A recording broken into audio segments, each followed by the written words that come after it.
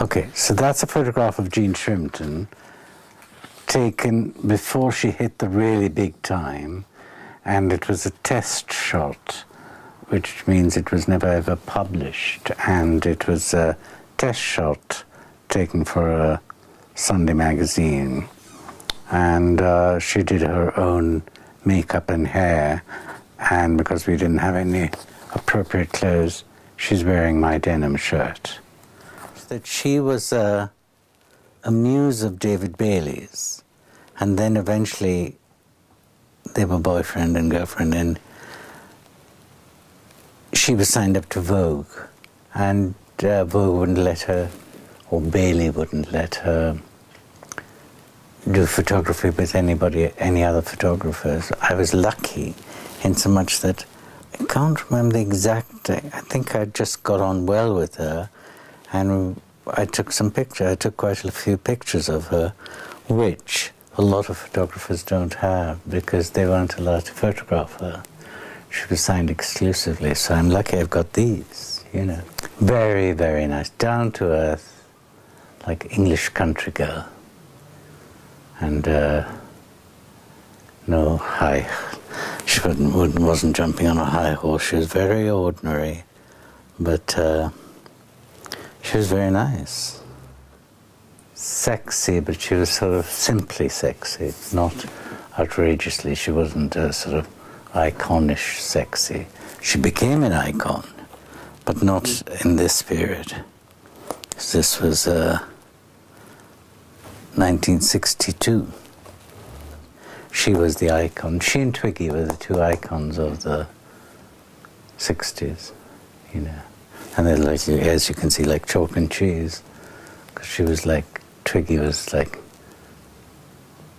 different and, you know, long-legged and short-haired and things, whereas Jean was like an ordinary English country girl.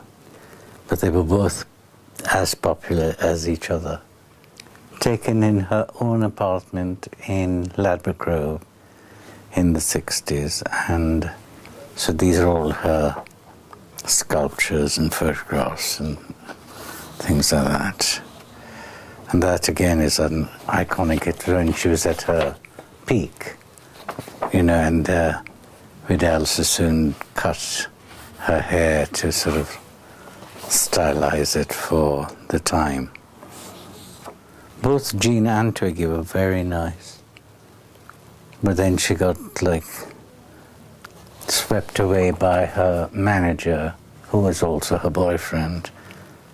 All the models, most of the models, shall I say, appeared in the studio with a big bag full of accessories. Went into the minutest dressing room in the studios and sort of brushed it out and shook it and things. And it was a more down-to-earth, casual approach. This was shot in Paris at about 4 o'clock in the morning, because in those days one would take the pictures when they were available, when the garments were available. And I know all the Paris fashion pictures were done after, certainly after midnight, and maybe 2 or 3 in the morning when they'd finished. They used to have a rotation sort of thing where you were allocated the garment, because there was only one of each, by whichever, whether it was Dior or Courrèges or anything. And you had a tight schedule, and you had to take the photographs, make sure they were all right, because you had like a Polaroid thing, and they got whisked off. And then that was your chance of taking the pictures. You didn't have a second go. Okay, this is a picture of Marianne Faithfull. And this was taken when she was 18. And there's this little story behind this particular session. Shall I go ahead? Okay, she was under the control of her mother, who was a baroness. And she started modeling and singing and things like that. But she sort of looks really, really innocent in that picture. She wasn't, because she had started getting into drugs and things like that, like all the girls of that era. That all went on behind the scenes, because she lived in a churchyard in Soho, and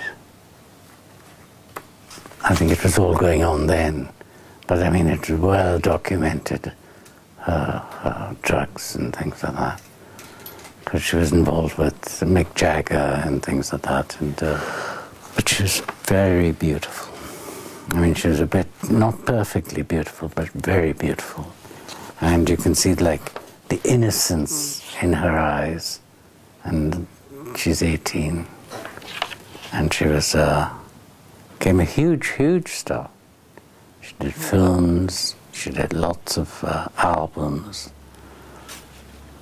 and her mother made her dress in outfits by people totally inappropriate, because all these beaded gowns, which were the fashion for older women, and she belonged her in these outfits, and it was, she thought, oh, my daughter's going to be a model, and I'll promote her. And this was her dressmaker, Norman Hartnell, who also dressed the Queen at that time. So we've got two ends of the thing, Marianne Faithfull and the Queen, both being dressed by the same person. That was a model called Vicky Hodge, and she was the daughter of Lord and Lady Hodge.